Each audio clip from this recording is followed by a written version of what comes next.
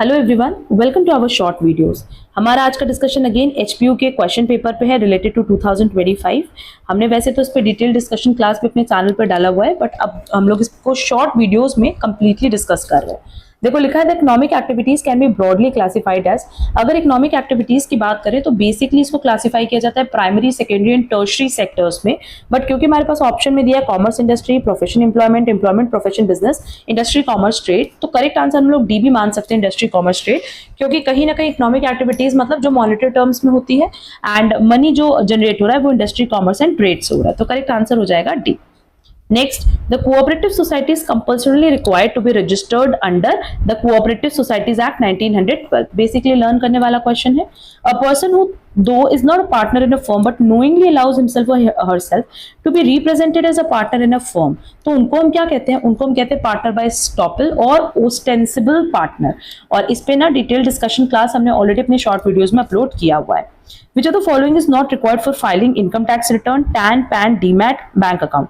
DMAT की जरूरत नहीं होती, बेसिकली वो शेयर जब आप परचेज करते हो तब जरूरत पड़ती है. Next, which section of the Income Tax Act 1961 enumerates the heads of income under which the income of an assessee will fall?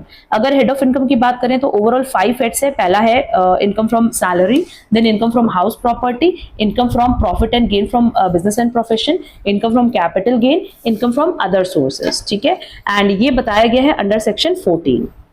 Next, As per the Constitution of India, the taxes of on animals and boats आप levy कर सकते हो, but ये कौन levy कर सकता है? Only municipalities और state government. That is correct answer होगा ओनली स्टेट.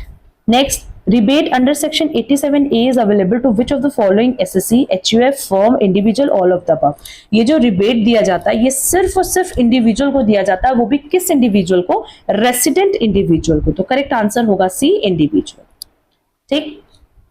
अब नेक्स्ट क्वेश्चन नंबर 13 हम लोग नेक्स्ट क्लास में डिस्कस करेंगे. आज हमने up to question number 12 discuss किया. अगर किसी भी क्वेश्चन में कोई डाउट होगा तो आप कमेंट बॉक्स में कमेंट करके पूछ सकते हो. एंड एचपीयू से related classes, test series, study material सब आपको हमारे ऐप पे मिल जाएगा. वहां से डायरेक्टली परचेज कर सकते हो अगर इंटरेस्टेड हो तो.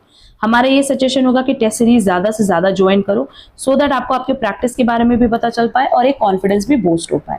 प्लस हमारे चैनल पे जो marathon class, past year question papers and practice sheets हैं related to income entrance exam, वो जरूर कवर कर लेना, सो दैट आपको एग्जाम में बहुत हेल्प मिल जाए. अब अगर ये सीरीज पसंद आ रही है तो प्लीज वीडियो को लाइक, कमेंट, शेयर जरूर करना. चैनल पे नए हो तो चैनल सब्सक्राइब जरूर कर देना. अब हम लोग मिलेंगे हमारी नेक्स्ट क्लास में. आज के लिए बस इतना. Thank you so much.